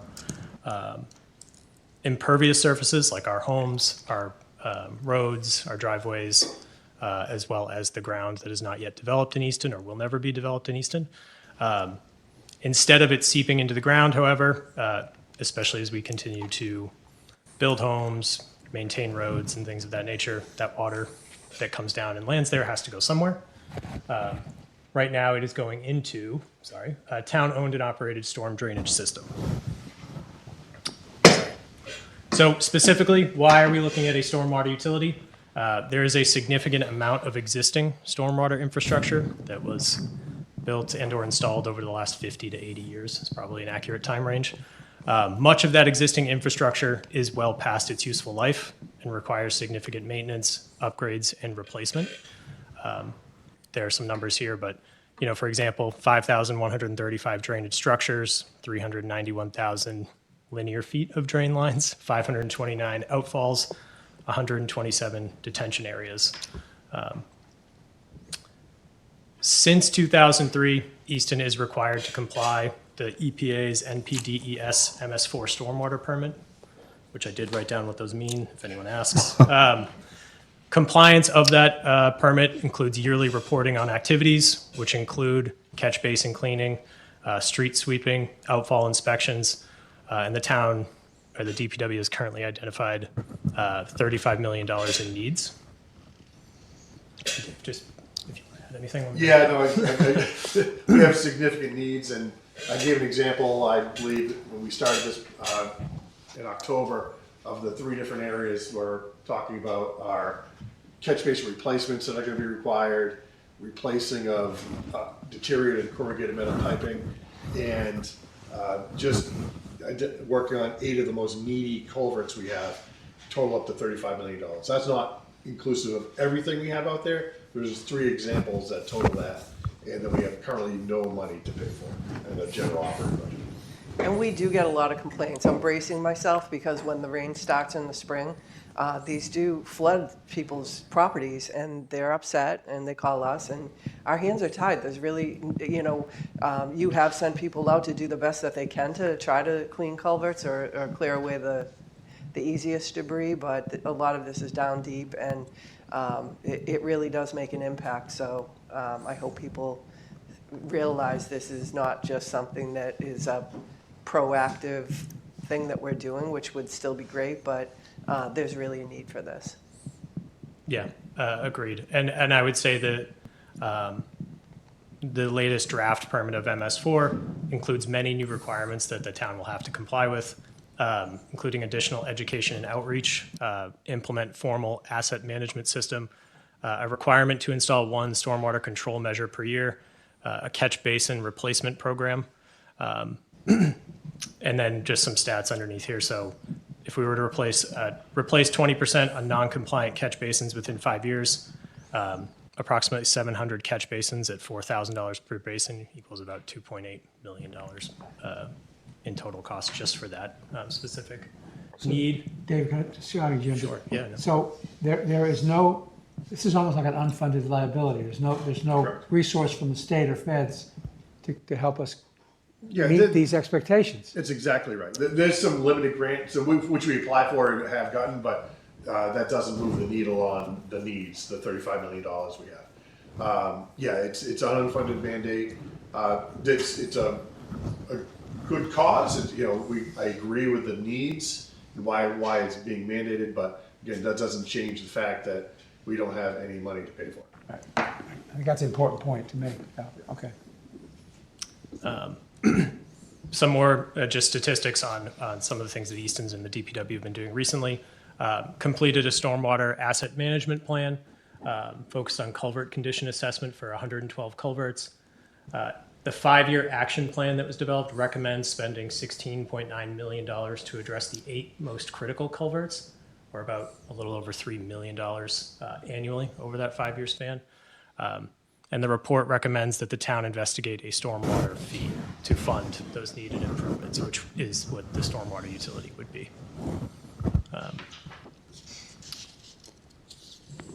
Again, much of Easton's stormwater infrastructure has already been put in place and is well past its useful life. 125,000 linear feet of corrugated metal pipe that is past service life. I think Dave does a good job explaining this example, but DPW had to recently repair and or just replace about 1,200 linear feet of that corrugated pipe on Bay Road. If it's approximately $125 per foot for materials, that comes to about $15.6 million to just replace the corrugated metal pipe that's estimated to be out there. And I don't want to speak for the DPW, but you can see from the pictures, the pipes essentially have dissolved and no longer are there. I believe it was, correct me if I'm wrong, I think it was a sinkhole essentially developed where that pipe was in the roads, and we were just lucky that a DPW truck passed over it and was fine, and it wasn't someone's family member in a collapsed road or a sinkhole on the road. Without addressing this, that will only become more common, I could imagine, as the infrastructure continues to age. So here we are today. The Stormwater Utility Steering Committee was in 2025. The Select Board appointed 7 members, including myself, to be part of this committee.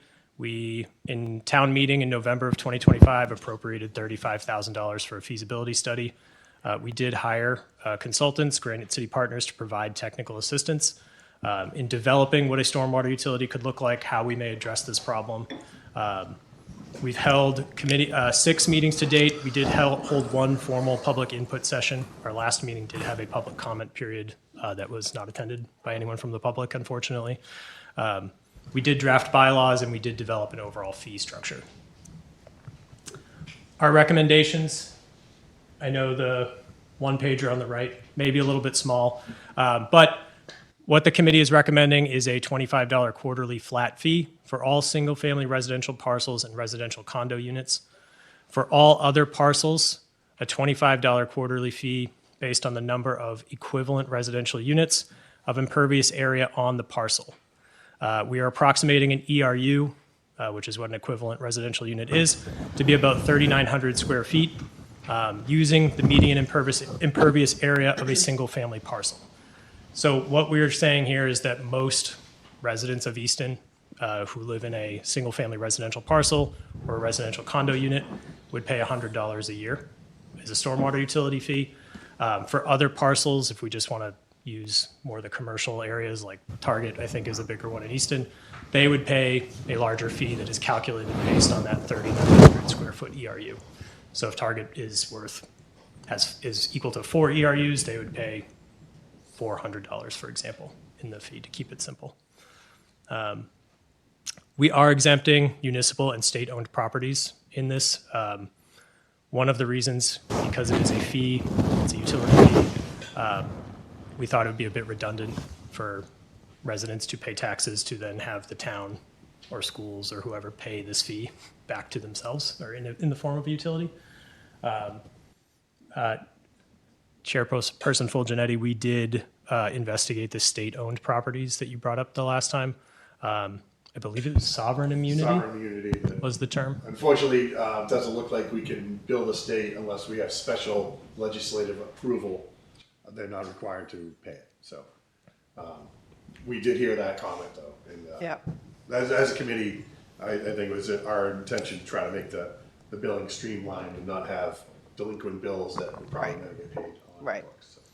No, I appreciate you investigating that. And it's frustrating because, the state and the federal government require us to do these things, but not only do they not kick in any money to do it, they exempt themselves from the tools that we have to be able to collect the funding too.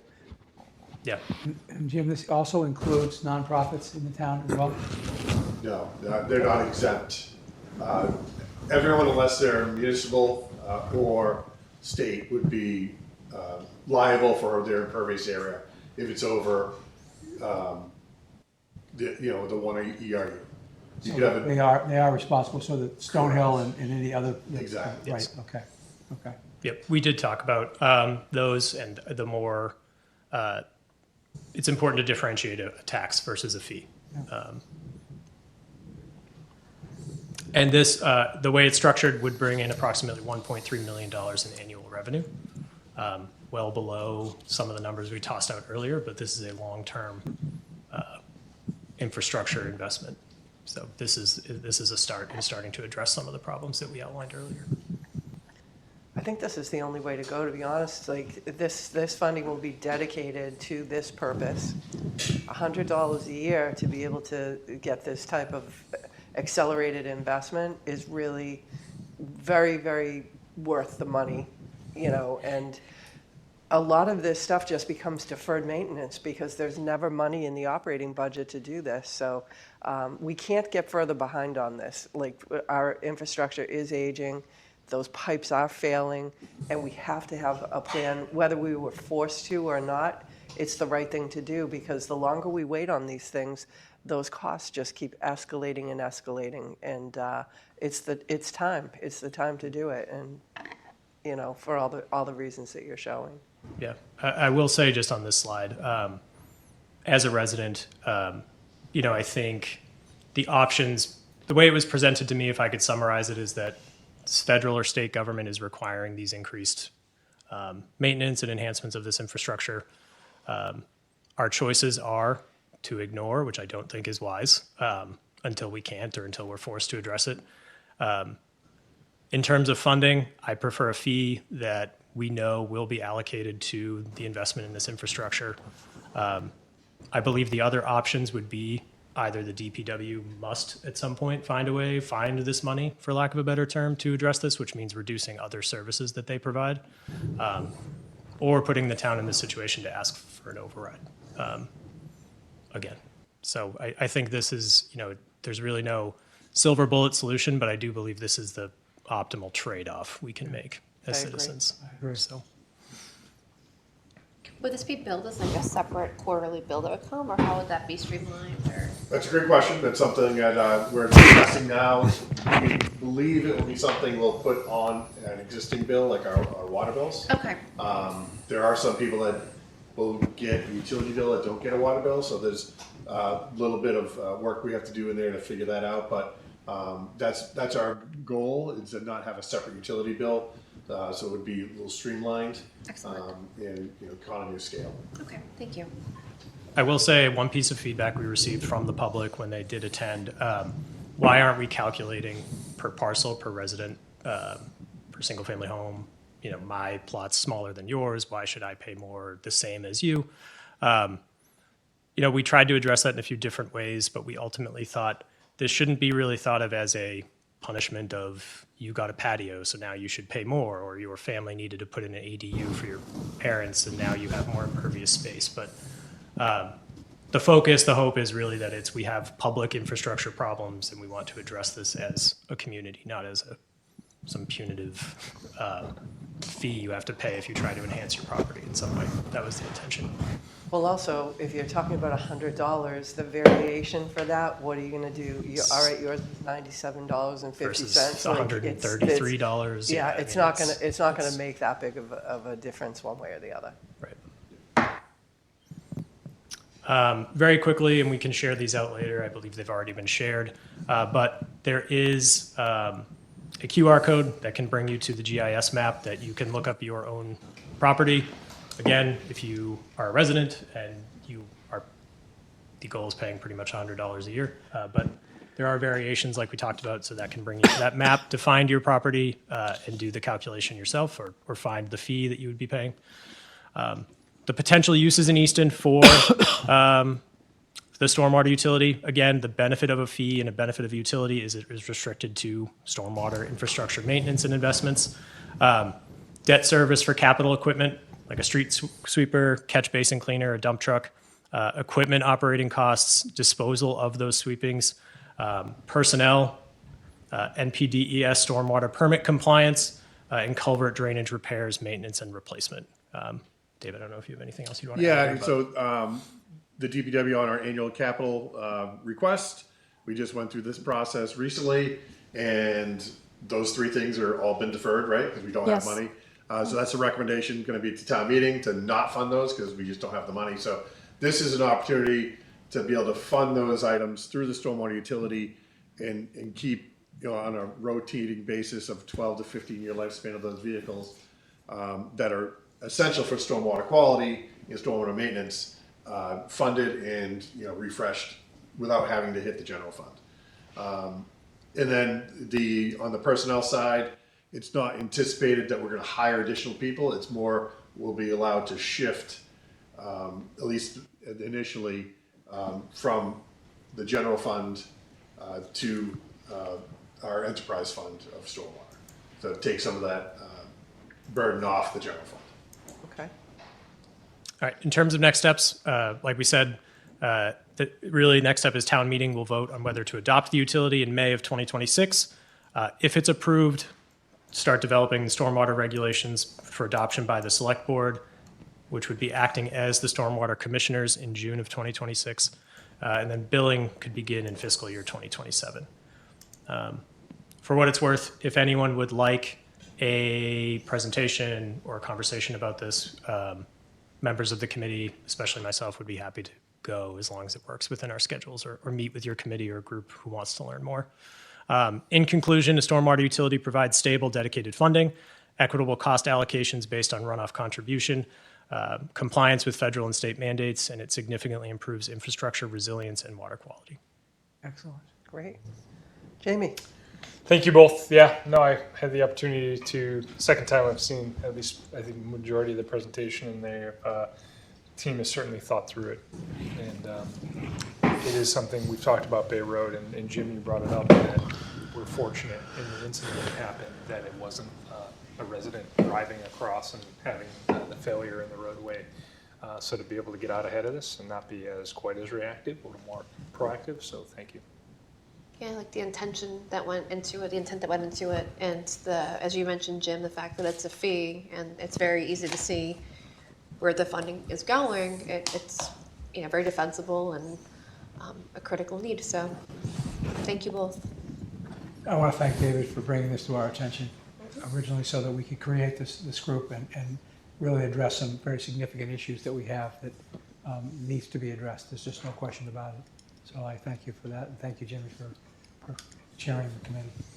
Thank you for appointing me. Yeah, so there are some other communities that are starting to do the stormwater utilities, or a few that have, but as usual, Easton sees these things. What we're looking at and what we vote on now is really being ahead of the curve on things, just like with PFAS. We took care of that immediately when it happened. We knew it needed to be done. There's no sense in waiting. It only costs more to do that. And now I see other towns that are just starting to think about building PFAS infrastructure, and the numbers are just outrageous. I've seen 80 million in some towns. Yeah, and there's an advantage to not necessarily being the first community to do something and be kind of the guinea pig, but to be the 10th community or in that ballpark of where this is. This is still a very progressive way to look at how to do this funding. But you always do such comprehensive research to look at all the opportunities and challenges with things like this. So really appreciate that, David. And Jim, just as a reminder to people at home, you've been on the school committee just coming up on a year. You were with the PACE committee for 15 years, I think, before those meetings. But to step up in a new role and to be able to take this on as the chair, you've really done an amazing job. And I get your emails with summaries of the meetings, and very, very comprehensive, really, really good. So I just want to compliment you on that and say thank you, because I know you work also. And so it becomes routine, the things that people do, and we just expect it and appreciate it. But it is a lot of work, and you really have an amazing attention to detail on that. And I think that was very helpful in this process specifically. So we appreciate you. Thank you. Yeah, and thanks to Dave. It was my first time being a chair, so he kind of had to teach me what he needed from me, basically. But yeah, I want to thank Jim and the entire committee, because it's not an easy lift. This is not an easy topic. Anytime you're trying to introduce a new fee, You're gonna get a lot of pushback, and, I'm assuming we'll have some pushback at town meeting, and, in the future conversations. So it's not an easy lift, and the committee's done a great job, and Jim especially. And you know what that means, Jim. We're going to appoint you to a lot of things. I was going to say, if you need me, let me know. But I'll probably represent the committee for the next 2 years, but happy to help. All right, well, thank you so much. I'm excited and I'm hopeful that town meeting appreciates and understands this, and that people do vote on it. And like you said, if people are hearing this, instead of asking your questions into the vacuum, reach out to the source and reach out to Jim, Dave, the committee, the select board, people that can really help you. Yep, on the one pager will be circulating, and we have a Facebook account. In the one pager will be circulating, there's an email, stormwater@easton.ma.us. Anyone has any questions about the ramifications, or the reasons, or, any other question they have, we'll get back to them. That goes to DPW. We can handle that. And again, we have a QR code where everyone can see what the impact is to themselves and the neighbors and other parcels that they are concerned with. Great. Thank you very much. Thank you, gentlemen. Thank you both. Oh, yeah, you can just close it. All right, next up, we have a continued discussion on consideration of changes to the town bylaw, which is chapter 40, section 44-2 for future annual town election dates. Thank you, Dottie. As you said, this is a continuation of the discussion that you had at your last meeting regarding changing the town bylaw for the annual town election. At the board's request, Town Clerk Danielle Sicard has developed a short questionnaire that was out in the public for about a week or so to ask what the preference is between holding it on the second Tuesday in May or on the Saturday prior to the third Monday in May, easy to remember.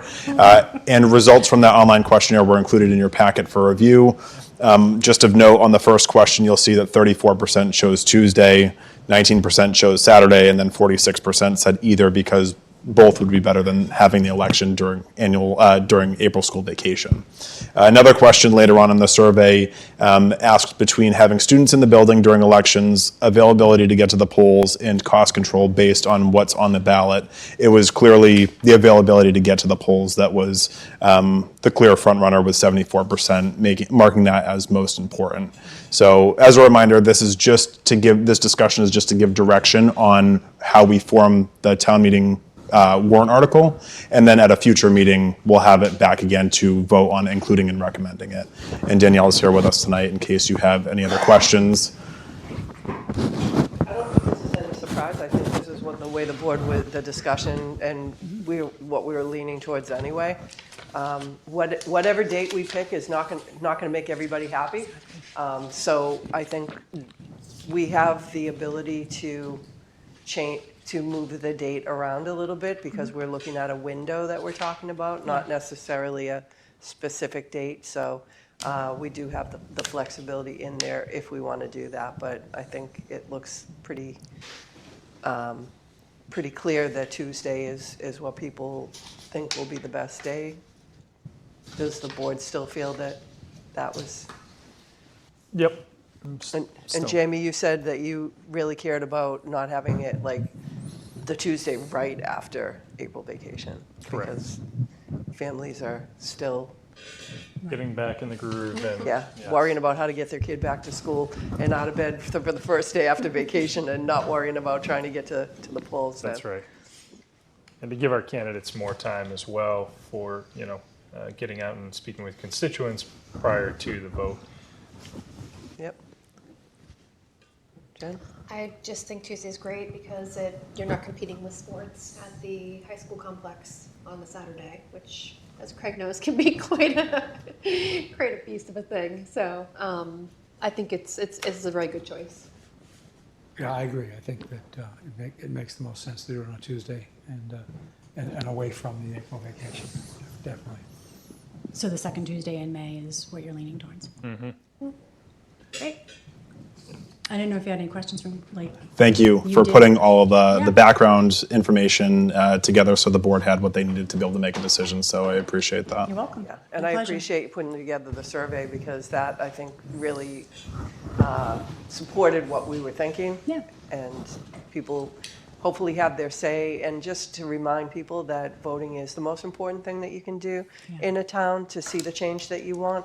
And there's so many opportunities and ways to do it. You can show up in person, you can do vote by mail, absentee ballots. So Yeah, the comments were interesting. There was one who said it really perfectly, that people will come out and vote if there's something they want to vote for.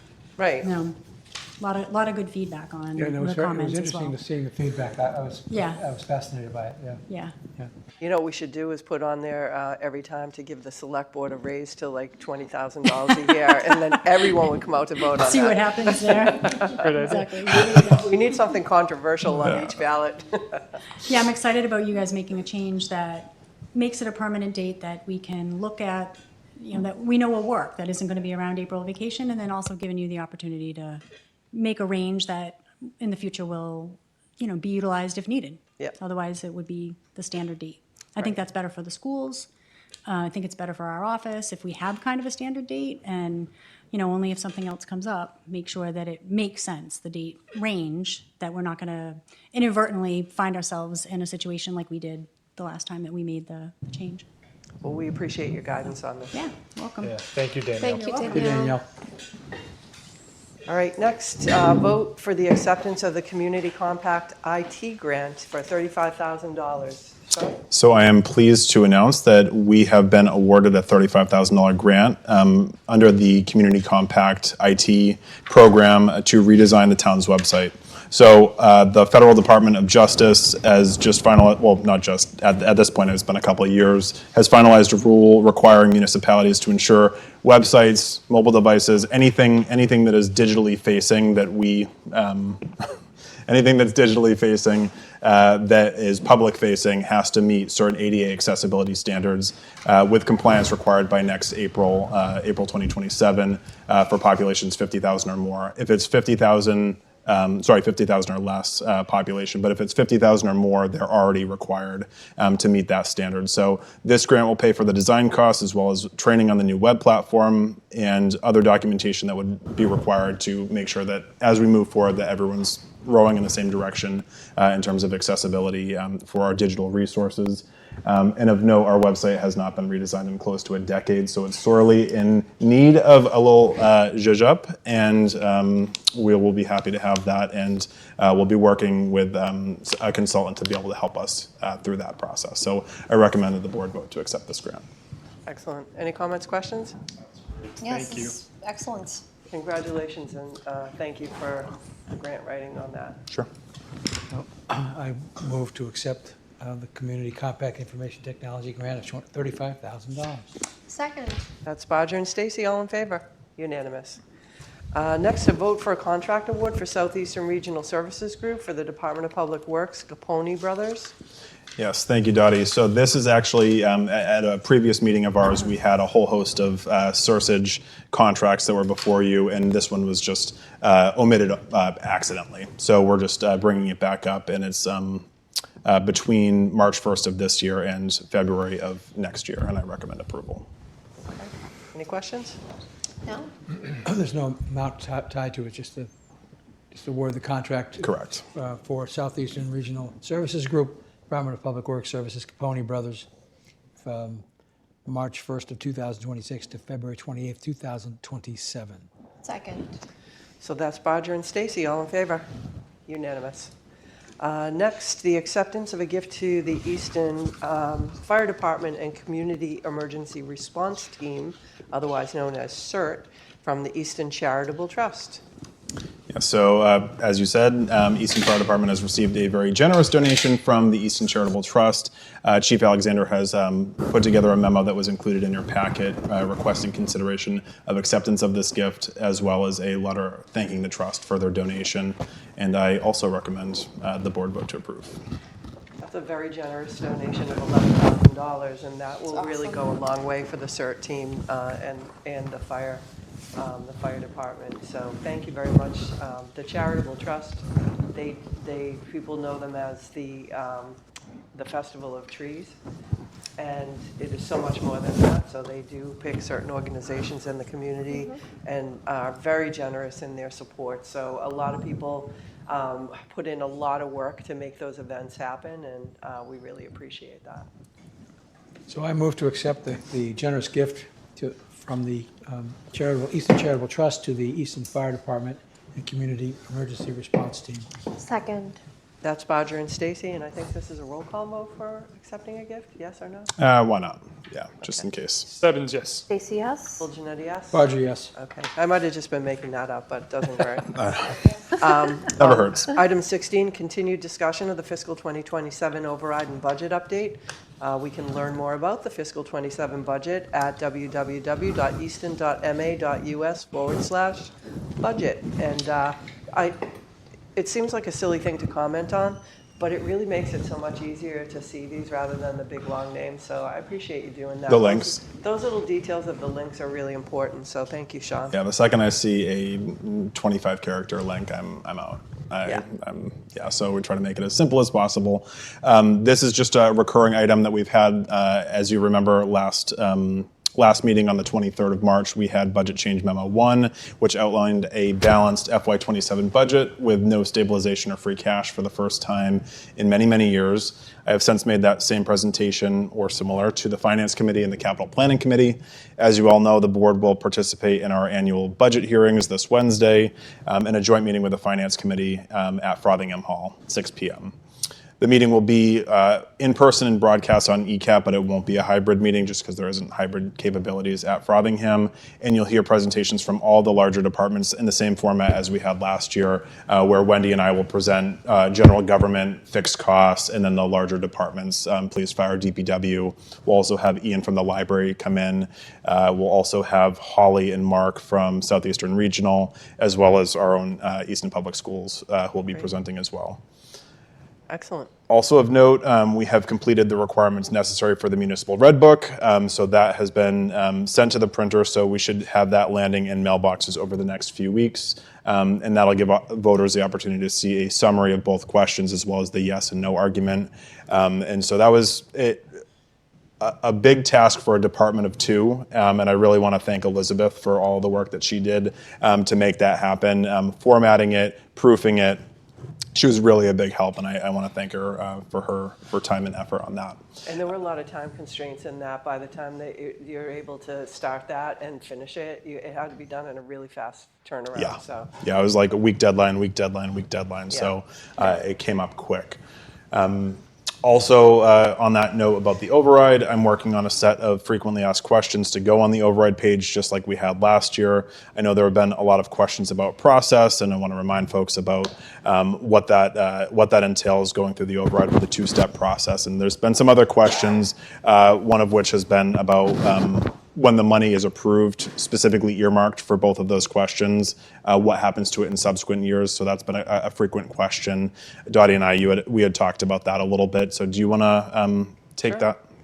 Yeah, so it is true that when we vote for an override in year two after that, the money will go to what we asked for in year one. And in year two, it does go back into the budget.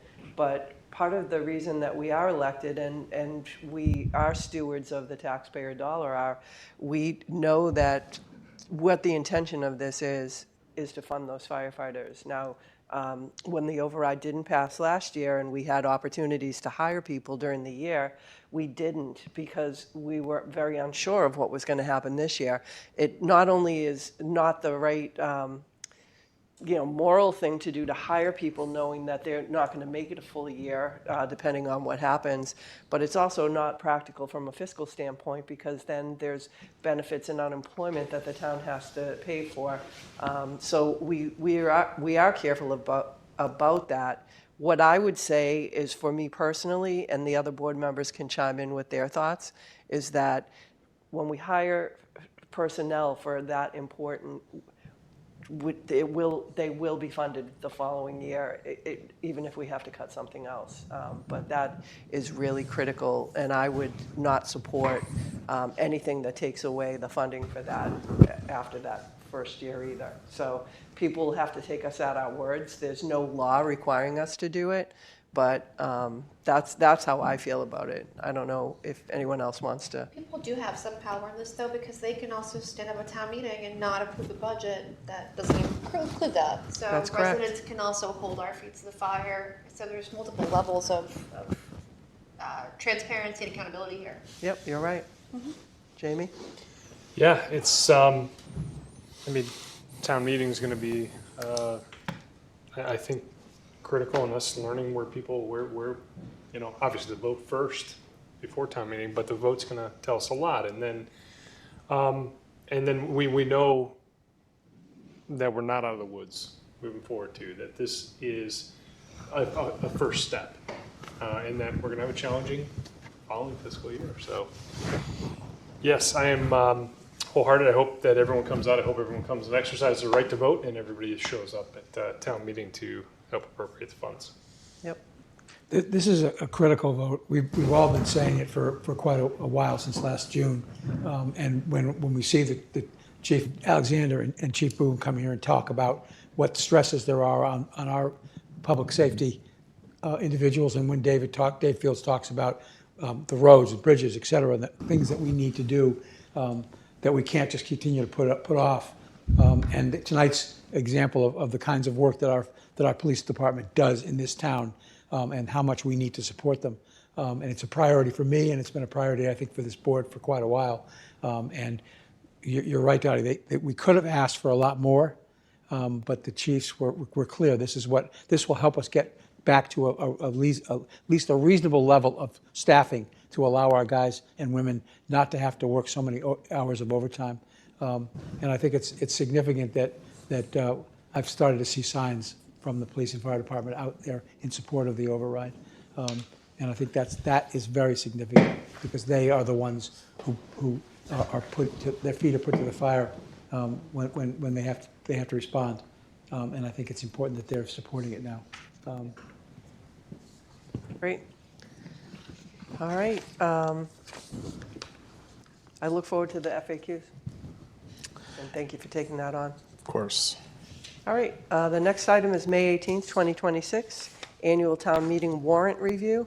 We're looking tonight at Article 2, which would amend the revolving fund bylaw to establish new police and fire funds and authorize spending limits for revolving funds.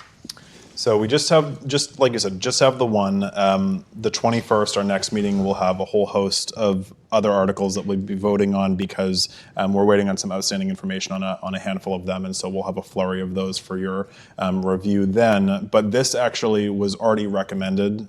It was misprinted. There was one of the revolving funds that you'll remember from our February 9th meeting. Fire EMS Vehicle and Equipment Revolving Fund was set at $50,000, because that's typically what it's set at every year. But you'll remember we had a joint meeting with the Finance Committee to do a mid-year increase to that cap because of the funds that were going in for the ladder truck. So this is just the updated warrant that's before you is reflected of the $2.5 million increase that the Finance Committee and the Select Board had jointly voted on. And this just does it through the annual town meeting process, as it typically would. So it doesn't force us to have to come back at the beginning of FY27 to have another joint meeting, or to have two votes of one of the Finance Committee, one of the Select Board, to then raise it again. So it'll stay at this amount for the rest of fiscal 27, and then hopefully we'll have the new ladder truck by then, and then we won't need it for FY28, but we'll know as it gets closer if there's any delays in the shipment of that ladder truck. Okay, great. So I move to include and recommend Article 2. Second. That's Bodger and Stacy. All in favor? Unanimous. Great. Other business, the acceptance of minutes from March 23rd, 2026. So move, Barger. Want a second? Here. Second, Stebbins. That's Bodger and Stebbins. All in favor? Unanimous. Town administrator notes. I believe I've spoken enough tonight, so I'm yielding my time. Wendy, did you want to add anything? No, just looking forward to the budget hearings on Wednesday. Wednesday night at Frothingham at 6 p.m. 6 p.m. Come on, come on. Craig? Select board notes? I don't have anything that I can think of right now. Nothing for me. All right, well, this was a really exciting night. We had a lot of good stuff that we talked about. I think these are the meetings that feel good. We've worked really hard on so many of these things, so to be able to come and celebrate them with the people that are making such an impact in the community are really important.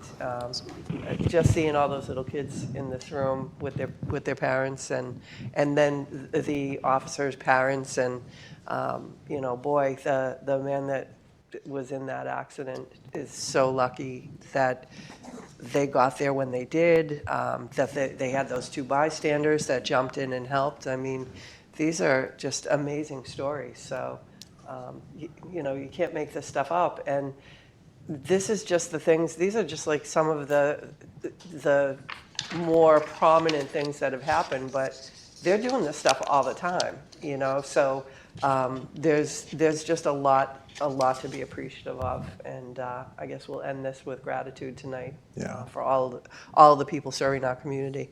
So with that, I will take a motion to adjourn. So moved, Barger. Second. That's Bodger and Stacy, all in favor? Unanimous. So thank you, everybody. We'll see you Wednesday. Well, not me, I won't be here, but Wednesday at the Budget Subcommittee meeting. And then in a couple more weeks, we will start with our voting and town meeting cycle. And I just want to thank ECAT and Joe for doing such a great job always being here to record for us and getting these things out online very quickly on YouTube. So have a good night, everyone. Thank you, Joe.